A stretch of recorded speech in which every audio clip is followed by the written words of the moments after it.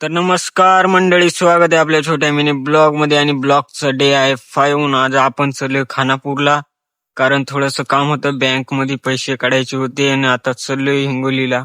आणि तिथून हिंगोलीला पण जायचं, मला थोडस काम होतं. आणि हे बघा, हे बँक मध्ये एवढा गर्दा होता, इथे भरायत. आणि इकडे आलो आतमध्ये, फॉर्म भरून तिकडे दिला स्लिप आपली. आणि थोडस बाहेर आलो, आरशात वगैरे बघितलं थोडस.